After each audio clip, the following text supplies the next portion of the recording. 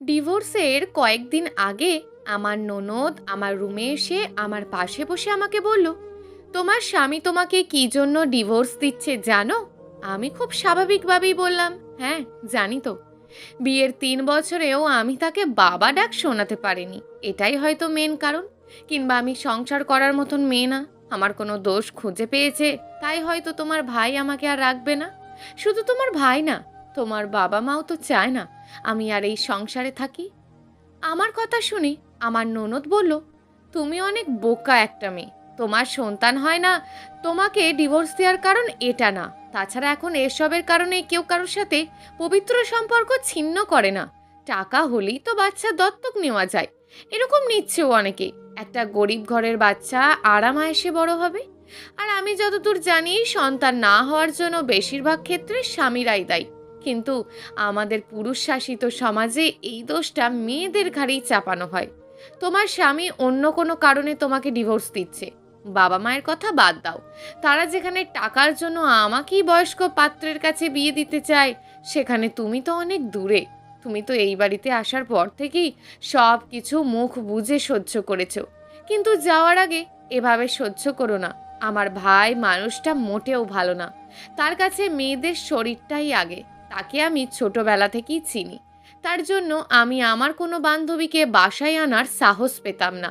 তোমার স্বামী হয়তো অন্য কোনো মেয়ের প্রতি আসক্ত হতে পারে, সেটা তোমার কোনো আপনজন। তুমি এত সহজেই হার মেনে নিলে ওরা তোমাকে এভাবেই মিথ্যে অপবাদ দিয়ে তাড়িয়ে দেবে। নাদিয়া কথাগুলো বলে চলে গেল। এই বাড়িতে এই একটা মানুষই আছে কখনো আমাকে ছোট করে কথা বলে না, আর সবাই আমাকে কাজের মেয়ে ভেবে একের পর এক কাজের অনুমতি দিয়ে যেত। আমিও বাধ্য হয়ে সবার মন রক্ষা করার জন্য কাজগুলো করতাম। আমি চাইতাম সবার প্রিয় পাত্র হতে, সবার ভালোবাসার মানুষ হতে, কিন্তু আমি পারিনি। কিছু মানুষের যতই কাছে থাকা যাওয়ার চেষ্টা করি না কেন, সেই মানুষগুলো যদি নিজে থেকে একটু কাছে আসতে না চায়, তাহলে কখনোই তাদের কাছে পাওয়া যায় না। তারা কখনোই চায়নি আমি তাদের কাছে গিয়ে তাদের কাছ থেকে একটু আদর স্নেহ পাই, অথচ আমি তাদেরকে সব সময় নিঃস্বার্থভাবে ভালোবেসে গেছি, বিনিময়ে কিছুই পাইনি। সবশেষে পেলাম ডিভোর্স নামক অসহ্য একটা যন্ত্রণাময় উপহার। বিকেলে বারান্দায় বসে বসে চোখের জলে বুক ভাসাচ্ছিলাম, আর ভাবছিলাম একটা মানুষের জীবনে কত কষ্ট থাকতে পারে। জন্মের 2 বছর পরই নাকি বাবা আমাকে ছেড়ে চিরতরে চলে যান, তাই বাবা নামক মানুষটার মুখ কখনোই আমি দেখতে পারিনি। তার কিছুদিন পরই মা অন্য একজন পুরুষকে বিয়ে করে ঘর সংসার শুরু করেন। অনেক বাবা মায়েরা নাকি নিজের সন্তানের জন্য সংসার, শারীরিক চাহিদা সব কিছুই ত্যাগ করতে পারে। খুঁজলে হয়তো এমন বাবা মা অনেক পাওয়া যাবে, কিন্তু শুধুমাত্র সন্তানের কথা চিন্তা করে কখনো বিয়ের কথায় মাথায় আনেননি। অথচ তারা চাইলেই নতুনভাবে জীবন শুরু করতে পারত নতুন কাউকে নিয়ে। কিন্তু তারা যেন নিজের সুখ যৌবন বিসর্জন দিয়েছে সন্তানের সুখের জন্য। কিন্তু আমার মা এতটা ত্যাগী ছিলেন না, তিনি বিয়ে করে সংসারী হয়েছেন। অবশ্য এটা ভেবে ভালোই লাগে, আমার মা আমার জন্য তার সুন্দর জীবনটা নষ্ট করেননি। কিন্তু আমি ঠিকই বাবা মায়ের আদর থেকে বঞ্চিত হয়েছি, কারণ বিয়ের আগের দিনই আমার মা আমাকে অন্য একজনের কাছে রেখে নিজে বিয়ের পিঁড়িতে বসেছিলেন। 7 বছর বয়সে মা আমাকে হোস্টেলে ভর্তি করেন। তিনি ভেবেছিলেন বিয়ের কিছুদিন পর আমাকে তার কাছে নিয়ে যাবেন, কিন্তু সেটা সম্ভব হয়নি। আমি আমার মায়ের সাথে দেখা করতাম, কথা বলতাম, কিন্তু কখনো মায়ের বুকে মাথা রেখে ঘুমানোর সুযোগটুকু পেতাম না। কারণ আমার মা আমাকে তার নতুন স্বামীর বাড়িতে নিয়ে যাক, এটা ওই বাড়ির কেউ চাইতো না। আর যখন আমার মায়ের কোল ভরে একটা ফুটফুটে কন্যা সন্তান আসলো, তখন আমার মায়ের আদরটাও যেন আমার জন্য কমে গেল। আমার বোন আমার থেকে 5 বছরের ছোট। সবাই জানতো আমার কথা, জানতো আমার মায়ের একটা মেয়ে আছে, তবুও কেন যেন আমাকে ওই বাড়িতে নেওয়া হয়নি। সেই উত্তরটা আমার কাছে অজানা। বারান্দা থেকে নিচের দিকে চোখ যেতেই দেখলাম আমার স্বামী আবির একটা মেয়ের সাথে বাসায় ঢুকছে। মেয়েটা দেখতে অসম্ভব সুন্দর, আমি তার সৌন্দর্যের কাছে কিছুই হয়তো না। এই কালো চোখের নীল শাড়ি পরা মেয়েটাই হয়তো আমার স্বামীকে আমার কাছ থেকে কেড়ে নেওয়ার দাঁড় প্রান্তে দাঁড়িয়ে আছে। এই মেয়েটার জন্যই কি তাহলে আবির আমাকে ডিভোর্স দিচ্ছে? আমার ভিতরটা জ্বলে যাচ্ছিল। আমি জানি আবির আমাকে ডিভোর্স দেবে, তবুও তাদের দুজনকে এভাবে একসাথে দেখে ভিতরটাতে প্রচণ্ড অসহ্যনীয় একটা ব্যথা অনুভব করলাম। আমি বারান্দা থেকে উঠে রুমের দিকে গেলাম। ভেবেছিলাম মেয়েটাকে নিয়ে আবিরের রুমের দিকে আসব, কিন্তু এমনটা হলো না। আবির মেয়েটাকে নিয়ে তার বাবা মায়ের রুমের দিকে গেল। আমার খারাপ লাগার মাত্রাটা আরও বেড়ে গেল। বিছানায় শুয়ে কাঁদতে লাগলাম। ঠিক এমন সময় দরজার ওপাশ থেকে আমার শাশুড়ির কণ্ঠ শুনতে পেলাম। সে স্পষ্ট গলায় বলল, বাসায় মেহমান আসছে, ওদের জন্য খাবারের ব্যবস্থা করো। তার আগে কিছু দিয়ে এসো ওদের। কথাগুলো বলে এক সেকেন্ডও দেরি করলো না। ঠিক মতন কাঁদার জন্য মনে হয় ভাগ্য লাগে, যেটা আমার নেই। মানুষ সব কিছু এত সহজভাবে কিভাবে নেয়, আমি কেন পারি না? কয়েকদিন পরেই তো আমাকে এই বাড়ি থেকে চলে যেতে হবে। আমিও তো মেনে নিয়েছি, তাছাড়া কোনো উপায়ও তো নেই, কারণ আমার অভিযোগ দেওয়ার মতন কোনো মানুষ নেই। কেউ নেই যে আমাকে একটু সাহায্য করতে পারে। অথচ আমার শাশুড়ি আমাকে এভাবে আদেশ দিয়ে গেল, যেন মনে হলো আমি এখনো এই বাড়ির বউ, ভবিষ্যতেও থাকবো, তাই কাজগুলো আমাকেই করতে হবে। আমি চা বিস্কুট দিয়ে যখন আবির আর মেয়েটার সামনে গেলাম, তখন নিজের প্রতি অনেক ঘৃণা হলো। নিজের স্বামীকে অন্য একটা মেয়ের কাছে স্বেচ্ছায় তুলে দিতে বাধ্য হলাম। এক পর্যায়ে আবির আমাকে রুম থেকে চলে আসতে বলল। আমি আর দেরি না করে চলে আসলাম, কারণ রুমটাতেও আমার দম বন্ধ হয়ে আসছিল। তাই মনে মনে আবিরকে ধন্যবাদ জানাই চলে আসতে বলার কারণে। যদিও সে অপমান করার জন্য এমনটা বলেছে, তবুও সে ভালো করেছে। 8টার সময় আবির মেয়েটাকে নিয়ে বেরিয়ে গেল। আমি ব্যালকনিতে দাঁড়িয়ে তাদের চলে যাওয়াটা দেখতে থাকলাম। বুঝতে বাকি রইল না তারা দুজন হোটেলে রাত কাটাতে যাচ্ছে। আমি মনের ভিতর এক আকাশ কষ্ট নিয়ে ঘুমিয়ে গেলাম, কারণ আজ আমার কাছে সব কিছু স্পষ্ট হয়ে গিয়েছে। একসময় মনে হতো আর কেউ ভালো না বাসলেও আমার স্বামী আমাকে ভালোবাসে, কিন্তু আজ তো সব কিছু নিজের চোখে দেখলাম। মধ্যরাতে কারো শব্দে ঘুম ভেঙে যায়। কেউ খুব বিশ্রীভাবে দরজা ধাক্কাচ্ছে আর বলছে, ওই দরজা খোল, দরজা লাগিয়ে কি করস? তোর প্রেমিকের সাথে মজা করস নাকি? আমি শব্দ পেয়েই দৌড়ে গিয়ে দরজা খুলে দিতেই দেখতে পাই আবির মাতাল অবস্থায় এসব বলছে। আমার তাকে ধরতে ঘৃণা হচ্ছিল, তবুও যখন তাকে ধরতে গেলাম তখন সে আমাকে ধাক্কা দিয়ে ফেলে দিল। তারপর বলল, আমাকে ধরেছিস কেন? তুই তো জানিস আমি রাতে আসবো, তারপরেও কেন দরজা লাগিয়ে ঘুমেছিস? গরম পানি কর, আমি গোসল করব। আমি না বলাতেই সে আমাকে থাপ্পড় মারলো। আমারও ইচ্ছে করছিল তার গালে থাপ্পড় মারি, কিন্তু সাহস হলো না, কারণ সে পুরুষ আর আমি নারী, তার শক্তিতে পেরে উঠব না। পরে নিজের অনিচ্ছা সত্ত্বেও বাধ্য হয়ে রাত 1টার সময় পানি গরম করে দিই। সেই পানিতে আমার স্বামী তার নোংরা দেহটা ধুয়ে ফেলে। কিছুদিন পরের কথা, রাত 10টা বাজে। আমি অনেক চেষ্টা করছি সব কষ্ট সহ্য করে বেঁচে থাকার জন্য, কিন্তু পারিনি। আমার মনে হচ্ছে আমার বেঁচে থাকার মেয়াদ ফুরিয়ে গিয়েছে, তাই মৃত্যুটাকে বেছে নেওয়াটাই আমার জন্য একমাত্র শান্তির পথ।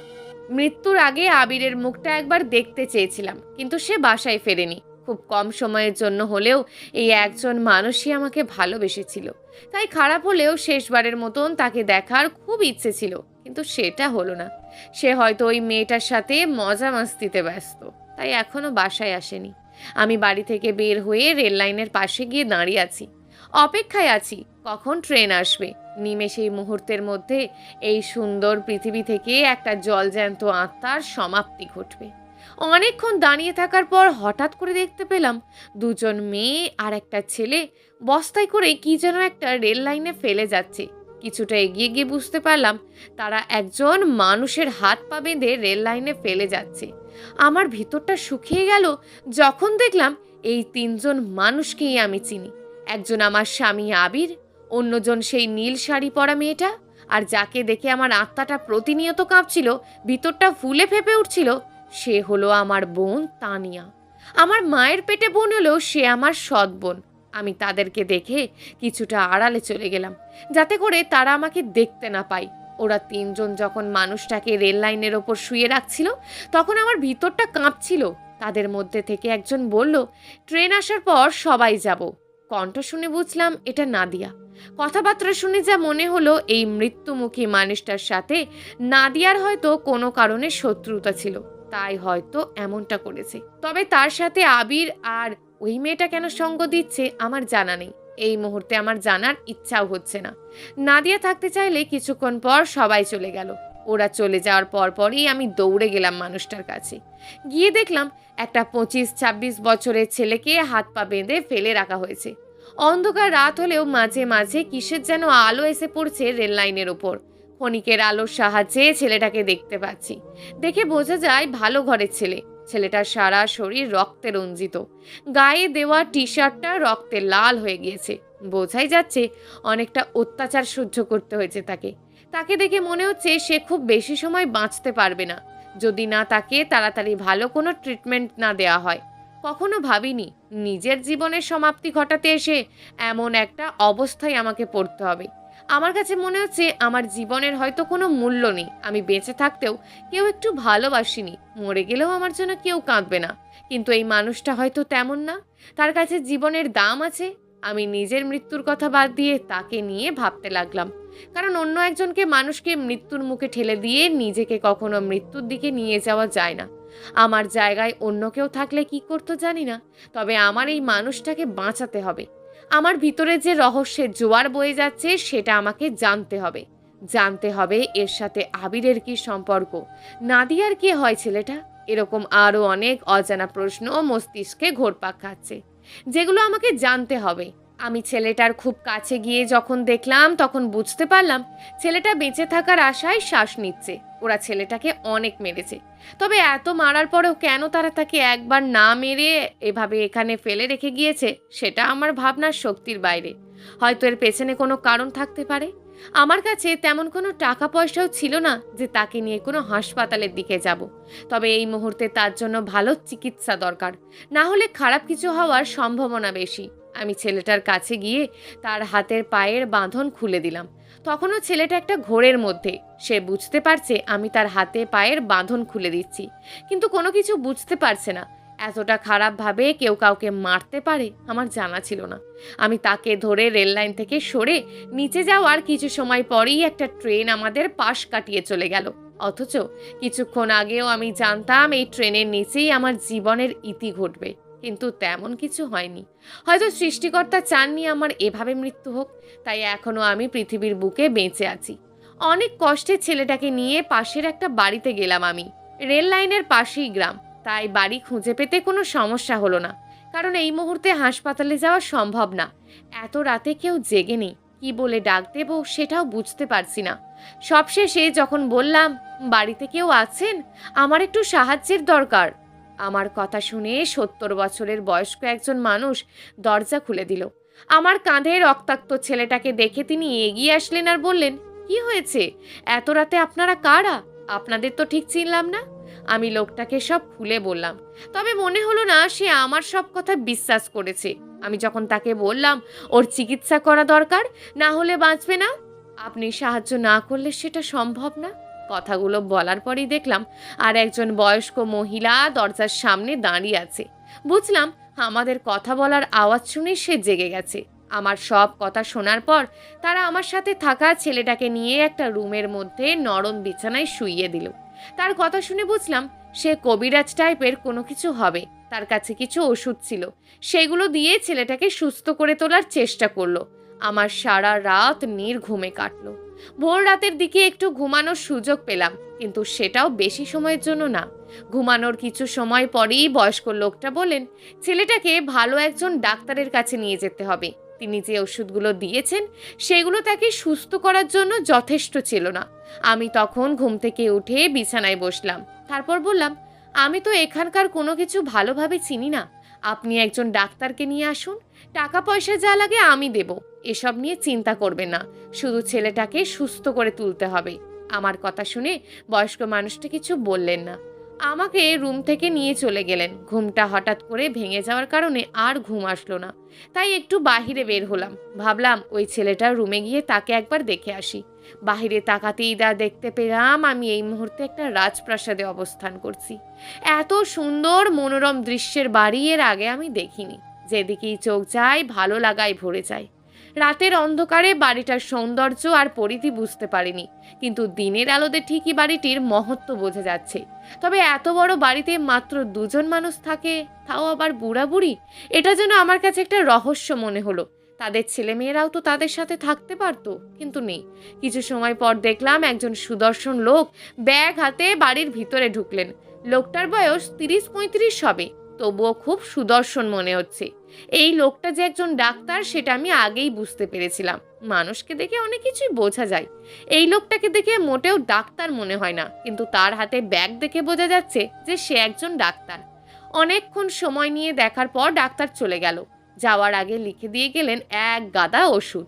এই ওষুধগুলো খাওয়ালে ছেলেটা আস্তে আস্তে সুস্থ হয়ে উঠবে, তবে সময় লাগবে। আমার গায়ে সোনার কিছু গহনা ছিল, যদিও খুব বেশি না, তবুও আমি যখন বয়স্ক লোকটাকে এসব দিতে চাইলাম তিনি তখন নিলেন না। তার যে টাকা পয়সার কোনো অভাব নেই, তার সেটা রাজপ্রাসাদের মতন বাড়িটা দেখলেই বোঝা যায়। তাই হয়তো আমার এসবে তিনি আগ্রহ দেখালেন না। আমি বাসা থেকে চলে এসেছি প্রায় কয়েকদিন হয়েছে। আমি এতটাই হতভাগী যে আমি মরে গেলেও কারোর কোনো কিছু যায় আসে না। তাই হয়তো কেউ একটু খোঁজ নেওয়ারও প্রয়োজন মনে করেনি। আবির অন্তত একটা বার ফোন দিতে পারত, কিন্তু সেটা সে দেয়নি। অথচ ডিভোর্সের পরেও দুজন দুজনার সাথে কত ভালো সম্পর্ক থাকে, এমন নজির কম নেই। কিন্তু আমার সাথে ভালো সম্পর্ক তো দূরের কথা, কেউ চায় না আমি বেঁচে থাকি। সবাই কেন এমন করে আমার সাথে? আমি তো কাউকে কখনো কষ্ট দিইনি, খারাপভাবেও দেখিনি, তবুও আমার কাছের মানুষগুলোই কখনো আমাকে বুঝতে পারলো না। মা ছাড়া আমাকে এই দুনিয়ার একটা মানুষও বোঝেনি। সবাই শুধু অবহেলা আর কষ্ট দিয়ে গেছে। আস্তে আস্তে করে খুব ধীর গতিতে, কচ্ছপের চেয়েও ধীর গতিতে ছেলেটা সুস্থ হতে লাগলো। একদিন আমি তার রুমে তার পাশেই বসেছিলাম। সে এখন সব কিছু দেখতে পারে, কথা বলতে পারে, তবে আমাকে দেখে সে একটি কথাও বলেনি। এমন করার কারণ আমার অজানা, তবে আমাকে তার পাশে দেখে যে খুশি হয়েছে সেটা আমি বুঝতে পারি। সেও হয়তো বুঝতে পেরেছে আমার কারণেই সে আজ বেঁচে আছে। ছেলেটার নামটা পর্যন্ত আমি জানি না, অথচ কত কি হয়ে গেল। ছেলেটার প্যান্টের পকেটে একটা ফোন ছিল। ছেলেটা তখন ঘুমিয়েছিল, তাই আমি আগ্রহের বশে ফোনটা হাতে নিয়ে দেখতে লাগলাম। জানতে চেষ্টা করলাম ছেলেটার সম্পর্কে, তবে পাওয়ার মতন তেমন কিছু পেলাম না। শুধু তার ফোনে আমার বোন নাদিয়ার কিছু ছবি পেলাম। সবচেয়ে অবাক হলাম নাদিয়ার সাথে একটা ছেলেকে দেখে। সেই ছেলেটার খুব কাছে গিয়ে অন্তরঙ্গভাবে ছবিটা তুলেছে। তাহলে কি এই ফোনটা অন্য কারোর, নাকি ছেলেটারই? এই ছেলেটার সাথে নাদিয়ার কি সম্পর্ক? আর ছবির ওই ছেলেটাই বা নাদিয়ার কে হয়? এসব অদ্ভুত প্রশ্ন আমার মাথায় ঘোরপাক খেতে লাগলো। পিকের ছেলেটাকে আমি মনে হয় চিনি, কোথাও যেন দেখেছি, তবে কোথায় দেখেছি মনে করতে পারলাম না। আমি ফোনটা যথাস্থানে রাখা মাত্রই দেখলাম ছেলেটা আমার দিকে অবাক চোখে তাকিয়ে আছে। বুঝতে পারলাম না সে কত সময় ধরে আমার দিকে এভাবে এক নজরে তাকিয়ে আছে। তাহলে কি সে দেখে ফেলেছে? আমি তার ফোন ঘেঁটে দেখেছি, তার চোখের ভাষা দেখে বুঝতে পারলাম সে আমাকে এর আগে কখনো দেখেনি, তাই হয়তো আমার দিকে এভাবে তাকিয়ে আছে। আমি কিছু বললাম না, চুপচাপ তার সামনে দাঁড়িয়ে রইলাম। আমাকে দেখা মাত্রই কিছুক্ষণ আমার দিকে চেয়ে রইল, তারপর বলল, আপনি কে? আর আমি এখানে কিভাবে এলাম? আপনি কি আমাকে কিডন্যাপ করেছেন নাকি? তানিয়া আপনার কে হয়? ওই মেয়েটা খুব ডেঞ্জারাস। আপনি কি ওর হয়ে কাজ করেন? আপনার সাথে কে কে আছে? আমাকে তো মেরে ফেলার কথা ছিল, সেটা না করে এখানে কেন ধরে আনা হয়েছে? ছেলেটার মুখ থেকে এমন সব অদ্ভুত প্রশ্ন শুনে কিছুটা আশ্চর্য হলাম। বুঝলাম এসবের পেছনে বড় কোনো কাহিনী আছে, যেটা আমার অজানা।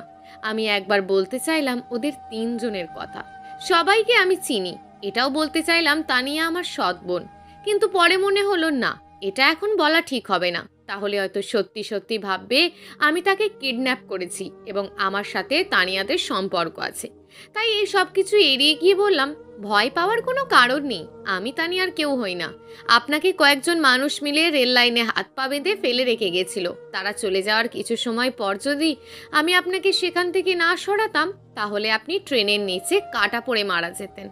আপনি কয়েকদিন যাবৎ অসুস্থ ছিলেন, তাই আমাকে চিনতে পারছেন না। তবে আমি ভেবেছিলাম আপনি সেদিন আহত হলেও কিছুটা বোধশক্তি আপনার ছিল। আপনার হয়তো বোঝার কথা আপনাকে কেউ একজন বাঁচিয়েছে, কিন্তু আফসোস আপনার কোনো কিছুই মনে নেই। আর সেই মানুষটা আমি, যে আপনাকে নির্ঘাত মৃত্যুর হাত থেকে বাঁচিয়েছি। বিশ্বাস না হলে আপনি এই বাড়ির মানুষ দুজনকে জিজ্ঞেস করে দেখতে পারেন, আমি কোনো কিডন্যাপার নই। আমার কথা শুনে মনে হলো ছেলেটা আকাশ থেকে পড়ল। আমি যখন আবার প্রশ্ন করলাম, তানিয়া মেয়েটার সাথে আপনার কি সম্পর্ক? গার্লফ্রেন্ড? তখন ছেলেটা কিছু বলল না। বুঝলাম সে এই বিষয়টা নিয়ে কথা বলতে চাইছে না। আমিও জোর করলাম না। সেই দেরিতে হলেও বিশ্বাস করলো আমি তাকে বাঁচিয়েছি এবং তানিয়া নামের মেয়েটার সাথে আমার কোনো সংযোগ নেই। আমি যখন চলে আসবো বলে রুম থেকে বের হলাম, তখন সে আমাকে জিজ্ঞেস করলো আমি কে। আমি তখন সত্য বলবো নাকি মিথ্যা বলবো বুঝতে পারছিলাম না। কারণ নিজের দুঃখের কথা কাউকে বলা মানে নিজেকে দুর্বল করে তোলা। আমি তো এমনিতেই অনেকটা ভেঙে পড়েছি। মৃত্যুর পথে পাও বাড়িয়েছিলাম, কিন্তু সব শেষে মৃত্যুটাকে আপন করে নিতে পারিনি। হয়তো সৃষ্টিকর্তা চাননি, তাই এই ছেলেটার উছিলায় এখনো আমাকে বাঁচিয়ে রেখেছে। আর সবচেয়ে বড় কথা, এমন একটা সুদর্শন ছেলের কাছে নিজেকে কেউ ডিভোর্সি পরিচয় দিতে চায় না, সে যেই হোক না কেন। তবে আমি এমনটা করলাম না, কারণ আমি আর কাউকে নতুন করে বিশ্বাস করতে চাই না। যখন শুনবে মেয়েটা ডিভোর্সি, সে 2 বছর সংসার করে টিকতে পারেনি, তখন পৃথিবীর খুব কম সংখ্যক ছেলেই মেয়েটাকে ভালো চোখে দেখবে। তবুও আমি আমার সত্যটাকে লোকায়িত রাখলাম না। যাকে চিনি না জানি না, মাত্র কয়েকদিনের পরিচয়, তাও কিনা তেমন কোনো কথাই হয়নি, সেই মানুষটাকে আমি আমার সব কিছু খুলে বললাম। বললাম আমার কষ্টের কথা, আমার সংসার ভাঙার কথা, আমার নরপিশাচ স্বামীর কথা। আমি আমার সমস্ত অতীত তাকে বলে দিলাম। আমার আত্মহত্যার কারণটাও তাকে বলে দিলাম। আমি জানি না তাকে কেন এসব বললাম, কিন্তু বলতে ইচ্ছে হয়েছিল, তাই না বলে পারিনি। কেউ একজন তো জানুক আমার খারাপ থাকার কথা, কেউ একজন তো জানুক আমার ভীষণ দুঃখ, তাই আমার বাঁচতে ইচ্ছে হয় না। কেউ একজন তো জানুক আমার কেউ নেই, আমি আগেও একা ছিলাম, এখনো আছি, হয়তো ভবিষ্যতেও থাকবো। আমার কথা শুনে ছেলেটা অনেক হতাশ হলো, তার মুখ থেকে এমনটাই বুঝলাম আমি। সে আমাকে যখন বলল, সৃষ্টিকর্তা যা করেন ভালোর জন্য করেন, দেখুন না, আপনি এসেছিলেন নিজের জীবনটাকে শেষ করে দিতে, অথচ সেটা আপনি না করে অন্য একজন মানুষকে নিশ্চিত মৃত্যুর হাত থেকে বাঁচালেন। আপনি আমাকে নতুন জীবন দিয়েছেন। আমিও আর আপনাকে একা ছাড়ছি না। আমি জানি আপনার জীবনের প্রতিটা মুহূর্তে বিপদ, তবুও আপনি এখন থেকে আমার সাথেই থাকবেন। আপনি কেন আপনার হাজবেন্ডের জন্য নিজের জীবন দেবেন? আপনি বেঁচে থাকবেন, নিজের জন্য হলেও বেঁচে থাকবেন। আপনি হয়তো জানেন না, পৃথিবীর প্রতিটা মানুষ নিজের জন্য বাঁচে। নিজের জন্য বেঁচে থাকার মতন সুখ আর পৃথিবীতে দ্বিতীয়টি নেই। আপনাকে যারা চায় না, আপনি তাদেরকে দেখিয়ে দেবেন তাদেরকে ছাড়াও আপনি সুন্দরভাবে বেঁচে থাকতে পারেন। যারা আপনাকে আত্মহত্যার পথ বেছে নিতে বাধ্য করেছে, তাদেরকে এত সহজে আপনি ছেড়ে দেবেন? আমার সামনে দাঁড়িয়ে থাকা মানুষটা আমাকে বেঁচে থাকার অনুপ্রেরণা দিচ্ছে, উৎসাহ দিচ্ছে, অথচ তাকে আমি চিনি না। আর আবির আমার এত আপনজন হয়েও কখনো আমাকে নিয়ে ভাবেনি। আমি যদি বলতাম তোমাকে ছাড়া আমি বাঁচবো না, তুমি আমার সব, তুমি যদি আমাকে ছেড়ে দাও তাহলে আমি সত্যি সত্যি মরে যাব, তখন আবির হেসে বলতো, এসব বাংলা সিনেমার ডায়লগ কম মারবি আমার সামনে। মরার ইচ্ছে হলে মরবি, আমি তোকে কেন আটকাতে যাব? কেউ মরতে চাইলে তাকে আটকাতে নেই। আরও অনেক কিছু বলতো আবির আমাকে নিয়ে। তার কথা শুনে অন্তত এটা বুঝতে পারতাম, আমার মরে যাওয়া কিংবা বেঁচে থাকাতে তার কিচ্ছু যায় আসে না। অথচ এই মানুষটা কত আলাদা। সত্যি মানুষ বিচিত্র। যুগ যুগ ধরে একসাথে থাকার পরেও কেউ চায় না মানুষটা ভালো থাকুক। আবার দুদিনের পরিচয়েও কেউ কেউ চায় মানুষটা ভালো থাকুক, সুখে থাকুক। আমি কিছু বললাম না। সে যখন আমার নাম জিজ্ঞেস করলো, তখনও আমি চুপ ছিলাম। দ্বিতীয়বার যখন জিজ্ঞেস করলো আমার নাম কি, তখন আমি আমার নামটা বললাম, আমি ইসরাত। আমার বিপরীতে সে বলল তার নাম হাসান। তারপর কথা শেষ করে রুম থেকে চলে আসলাম। আমি রুমে এসে অনেক কিছু ভাবতে লাগলাম। কয়েকদিন আগেও মনে হয়েছিল আমার বেঁচে থাকার মতন কোনো কিছু অবশিষ্ট নেই, কিন্তু ছেলেটার সাথে দেখা হওয়ার পর কথা বলা মনে হচ্ছে বেঁচে থাকার জন্য কিছু দরকার হয় না, কাউকেই দরকার হয় না। দরকার হয় শুধু নিজের প্রতি বিশ্বাস আর ভালোবাসা। পরের দিন যখন আমরা দুজন আশ্রিত বাড়ি থেকে বের হয়ে গেলাম উদ্দেশ্যহীনভাবে, উদ্দেশ্যহীন বললাম এই কারণেই, আমি জানি না আমার গন্তব্য কোথায় হবে। যাওয়ার সময় বয়স্ক মানুষটার প্রতি কৃতজ্ঞতা স্বীকার করতে ভুল করলাম না, কারণ এমন ভালো মানুষ আজকাল খুব কম পাওয়া যায়। পথে এসে আমি হাসানকে বললাম, আমি আপনাকে সমস্যায় ফেলতে চাই না, আমাকে আমার মতন ছেড়ে দিন। আপনার কথাগুলো মনে রেখে হলেও বাকিটা জীবন নিজের জন্যই বেঁচে থাকবো। আপনি সাবধানে থাকবেন, ভালো থাকবেন। কথাগুলো বলে আমি হাসান নামক মানুষটার থেকে আলাদা হয়ে যাই। সে আমার দিকে জাস্ট হয়ে দাঁড়িয়ে থাকে। বুঝতে পারলাম হয়তো ভাবেনি আমি এমনটা করব। আমাদের দুজনের রাস্তাটা আলাদা হয়ে যাবে, এটাই সত্য। আমি এখন যাব আমার মায়ের বাড়িতে, সেই মায়ের বাড়িতে যে মা শুধুমাত্র নিজের সুখের জন্য আমার জীবনের দুঃখগুলো ছিনিয়ে নিয়েছে। আমি আমার সৎ বাবার কাছে যাব, যার কারণে আমি আমার জন্মদাত্রী মায়ের আদর, স্নেহ, মায়া, মমতা, ভালোবাসা থেকে বঞ্চিত হয়েছি। আমি সেই বোনের কাছে যাব যে আমার নিজের মায়ের পেটের সন্তান বোন হওয়া সত্ত্বেও কখনো আমাকে একটু আপন ভাবেনি, সবসময় পরই ভেবে এসছে। সবার কাছে আমি খারাপ থাকার জবাব চাইব। আমি জানি তারা আমাকে মেনে নেবে না, তবুও আমি তাদের কাছেই যাব, কারণ আমার যাওয়ার কোনো জায়গা নেই। আমিও দেখতে চাই আমাকে জন্ম দেওয়া মা আমাকে কিভাবে তার বাড়িতে না রেখে তাড়িয়ে দেয়। আমি তানিয়াকে প্রশ্ন করব আবিরের সাথে তার কিসের সম্পর্ক। আমার মাকে আমি বলবো, তুমি তোমার ভালো মেয়েকে কখনো বুকে টেনে নাওনি, অথচ নষ্টা মেয়েকে ঠিকই দিনের পর দিন, মাসের পর মাস, বছরের পর বছর আদর ভালোবাসায় আগলে রেখেছো। আমি চাইছিলাম এই অজানা অপরিচিত ছেলেটা আমাকে পিছন থেকে ডাক দিক, বলুক আমি আপনাকে কখনোই একা ছাড়তে পারি না, আপনি আমার জীবন বাঁচিয়েছেন, আপনি আমার সাথেই থাকবেন, যতদিন না আপনি স্বাভাবিক হন ততদিন পর্যন্ত আপনি একা কোথাও যেতে পারবেন না। কিন্তু অনেকটা সময় পার হয়ে যাওয়ার পরেও কেউ পেছন থেকে ডাক দিল না। আমি বিশ্বাস করি এই মানুষটার সাথে আমার আবার দেখা হবে। তানিয়ার দ্বারাই হয়তো কাজটা হবে, কারণ তানিয়া এখনো জানে না তারা যাকে মেরে রেল লাইনে ফেলে রেখেছিল সেই মানুষটা এখনো বেঁচে আছে। আর এটাই হবে তানিয়াকে দেওয়া আমার সবচেয়ে বড় সারপ্রাইজ। অনেক সময় পর আমি যখন কারোর পায়ের শব্দ শুনে পিছন দিকে তাকালাম, তখন হাসানকে দেখতে পেলাম। আমি কোনো কথা না বলে তার দিকে চেয়ে রইলাম। সেও চুপ, আমিও চুপ, কেউ কোনো কথা বলছি না। এমন সময় মনে হলো কেউ একজন কথা বলা উচিত। এভাবে আর কতক্ষণ চুপ করে থাকা যায়? আমি যখন বললাম, আপনি আমার পিছনে পিছনে আসছেন যে, তখন হাসান বলল, আপনি তো আমার কথা শুনলেন না, আমার সাথে গেলেন না। আমার আপনাকে একা ছাড়তে ইচ্ছে করছে না, তাই আপনার পিছন পিছন যাচ্ছি। আপনি যেখানে যাবেন আমিও সেখানে যাব।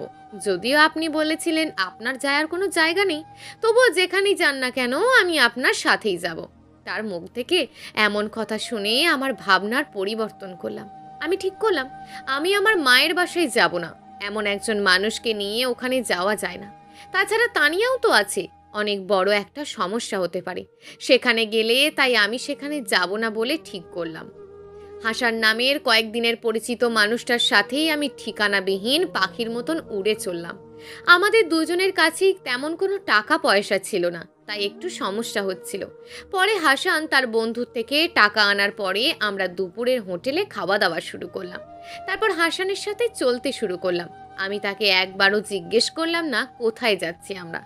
রাতে হাসান আমাকে একটা জনমানব শূন্য বাসায় নিয়ে গেল। বাসায় একটা কাকপক্ষীও নেই। আমার কিছুটা ভয় হতে লাগলো, কারণ সে একজন পুরুষ আর আমি একজন নারী। সে কোন সময় কোন মাইন্ডে চেঞ্জ হতে পারে, তবে ভয় পেলেও কিছু করার ছিল না আমার। হাসান রুমে ঢুকে বাতি জ্বালালো, তারপর সে তার ল্যাপটপ অন করলো। সে ইমেল চেক করে কিছু একটা দেখলো। আমি জানতে চাইলাম কি দেখলেন। সে তখনও কিছু বলল না। একসময় সে নিজে থেকেই বলল, এখানে তানিয়া মেয়েটার সমস্ত কুকর্মের প্রমাণ আছে। এটা দিয়ে ওকে আমি আইনি শাস্তি দিতে পারবো, জেল খাটাতে পারবো, আর আমি সেটাই করব। আমি যখন বললাম আরও দুজন তো ছিল, তাদেরকে আপনি চেনেন? তখন সে বলল, না, আমি শুধু তানিয়া আর সোহেলকে চিনি, আর তানিয়ার নতুন বয়ফ্রেন্ডকে চিনি। সোহেল আর তানিয়া দুজন দুজনকে ভালোবাসতো, কিন্তু তানিয়া সোহেলকে ধোকা দিয়েছে, যার কারণে সোহেল তানিয়ার ওপর প্রতিশোধ নেবে বলে ঠিক করে। কিন্তু তার আগেই তানিয়া সোহেলকে ফাঁসিয়ে দেয়। তানিয়া সোহেলের দুর্বলতার সুযোগ নিয়ে সোহেলকে খুন করে। খুন করার আগে তানিয়া সোহেলের সাথে ফিজিক্যাল রিলেশনও করে।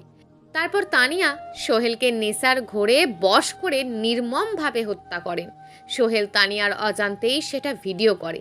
তানিয়া আসার আগেই গোপনে সে একটা ক্যামেরা লাগিয়ে রেখেছিল, যাতে করে পরবর্তীতে সে তানিয়াকে ব্ল্যাকমেল করতে পারে। সে আমাকে এটা বলেছিল। আমার কেন জানি মন হয়েছিল কোনো কিছু ঘটতে যাচ্ছে, তাই আমি সোহেলের ওখানে যাই আর সোহেলকে অর্ধমৃত্যু অবস্থায় পড়ে থাকতে দেখি। সোহেলকে খুন করে তানিয়া তাড়াহুড়ো করে সেখান থেকে চলে যায়। হয়তো সে বুঝতে পেরেছিল কেউ আসছে। আমি যখন ওপরে গেলাম তখন তানিয়া নিচে নামছিল। আমার মনের সন্দেহটা আরও জোরালো হলো। আমি দৌড়ে সোহেলের কাছে গিয়ে দেখলাম সোহেল কিছুটা শ্বাস নিচ্ছে। সে আমাকে সবকিছু খুলে বলে, গোপন ক্যামেরার কথাও বলে। এসব কিছু তানিয়া মেয়েটা কোনোভাবে জেনে যায়। তারপর থেকে সে আমার কাছে থাকা ভিডিওটার জন্য পাগল হয়ে যায়, আমাকে মারার হুমকি দিতে থাকে, কিন্তু আমি তাকে ভিডিও দিই না। তানিয়ার সাথে সঙ্গ দেয় তার নতুন বয়ফ্রেন্ড। সে আমাকে একের পর এক হুমকি দিতে থাকে। যখন ঠিক করলাম পুলিশের কাছে যাব, পুলিশকে সব কিছু দেখাবো, তখনই ঠিক তানিয়া আর তার বয়ফ্রেন্ড আমাকে আক্রমণ করলো। তার সাথে সঙ্গ দিয়েছে আরও দুজন। তাদেরকে আমি চিনি না, তবে তারা তানিয়ার কাছের কেউ হবে। তারপর তারা আমাকে অনেক মেরেছে, কিন্তু আমি ওই ভিডিওটার কথা বলিনি। যখন আমার ফোন চেক করেও তেমন কিছু পেল না, তখন তারা হতাশ হয়ে আমাকে চিরতরে শেষ করে দেবে বলে ঠিক হলো। কারণ তারা জানতো আমাকে মেরে ফেললেই সব প্রমাণ শেষ হয়ে যাবে। এক সময় মনে হয়েছিল আমি বাঁচব না, কারণ ওই সময় অন্ধকার রাতে কোনো মানুষ ওখানে আসার কথা না। তাই হয়তো তারা আমাকে মৃত্যু নিশ্চিত করে ওখান থেকে নিরাপদে দূরত্বে চলে গেছে। ঠিক তখনই আপনি এসে আমাকে বাঁচালেন। আমি শুধু কথাগুলো শুনছিলাম। একটা মেয়ে এতটা ডেঞ্জারাস হতে পারে আমার জানা ছিল না। যখন ভিডিওটা দেখলাম তখন আমার গায়ের লোমগুলো দাঁড়িয়ে যাচ্ছিল। মানুষ কতটা নির্মমভাবে মানুষ খুন করতে পারে তা আমার জানা ছিল না, কিন্তু এটা দেখার পর আর কোনো কিছু জানার বাকি নেই। আমি যখন তাকে জিজ্ঞেস করলাম তানিয়া যদি তাকে খুনই করবে, তাহলে খুন করার আগে ওটা কেন করলো? নিজের সতীত্ব কেন নষ্ট করলো? কেন সে তার বয়ফ্রেন্ড সোহেলকে মেরে ফেলার আগে তার সাথে ফিজিক্যালি রিলেশন করলো? তাহলে কি অ্যাডিক্টেড ছিল? তখন আমার কথার প্রত্যুত্তরে হাসান বলল, এটা আমার জানা নেই, তবে যতটা মনে হয় সে চেয়েছিল সোহেলকে ফাঁসাতে। তখন সোহেল তানিয়ার ওপর প্রচণ্ড রেগেছিল, কারণ সোহেল তানিয়ার নতুন রিলেশনের কথা জেনে গিয়েছিল। তাই হয়তো তানিয়া তাকে চাহিদার লোভ দেখিয়ে ফাঁসাতে চেয়েছিল। এমনও হতে পারে যদি দুর্ভাগ্যক্রমে তানিয়া ধরা পড়ে যায়, তাহলে নিজের সেফটির জন্য সে বলতে পারবে সোহেল তাকে ধর্ষণ করতে চেয়েছিল কিংবা করেছে, তাই তাকে সে মেরে ফেলেছে। এতে করে শাস্তি কিছুটা কম হলেও হবে, কারণ নিজেকে বাঁচানোর জন্য সব কিছুই তো করা যায়। তবে এসবের পেছনে অন্য কোনো কারণও থাকতে পারে। আমার এমনটাই মনে হয়েছে। তানিয়ার নতুন বয়ফ্রেন্ডের একটা মামাতো বোন আছে, সেও নাকি একজন বিবাহিত পুরুষের সাথে অবৈধ সম্পর্কে লিপ্ত। হতে পারে যে দুজন মানুষকে আপনি রেল লাইনে দেখেছিলেন তারা সেই দুজন। আমি জানতে চাইলাম এখানে ওই দুজন মানুষের লাভ কি? তারা কেন শুধু শুধু তানিয়ার বয়ফ্রেন্ডকে সাহায্য করতে দেবে? তখন সে বলল, দুনিয়ার সব কিছুতেই লাভ খুঁজে পাওয়া যায় না। হয়তো তাদের লাভটা শুধু তারাই জানে, তবে লাভ তো অবশ্যই আছে। আপনাকে রেল লাইনে ফেলে দেওয়ার জন্য তানিয়ার নতুন বয়ফ্রেন্ড আসলো না কেন? সেও তো আসতে পারতো। সে যে আসেননি আপনি এতটা শিওর কি করে হতে পারেন? আমি এটা শোনার জন্য প্রস্তুত ছিলাম না। আমি কিছুক্ষণ বোবা হয়ে দাঁড়িয়ে থেকে বললাম, আসলে আমি তো দেখতাম, কিন্তু আমি তো তাকে দেখিনি। হয়তো আপনার চোখে পড়েনি। আমি আর কথা বাড়ালাম না। আমার স্পষ্ট মনে আছে সেদিন অন্ধকার রাত হলেও থেকে থেকে কিসের যেন আলো আসছিল। সেই আলোতে আমি 3জন মানুষেরই মুখ দেখেছি যাদেরকে আমি চিনি। চতুর্থ মানুষটা আমি দেখিনি। তাহলে কি চতুর্থ মানুষটা আমার চোখের আড়ালে ছিল? আমি তাকে জিজ্ঞেস করলাম, তাহলে এখন কি করবেন? তখন সে বলল, প্রমাণগুলো পুলিশের হাতে দেব।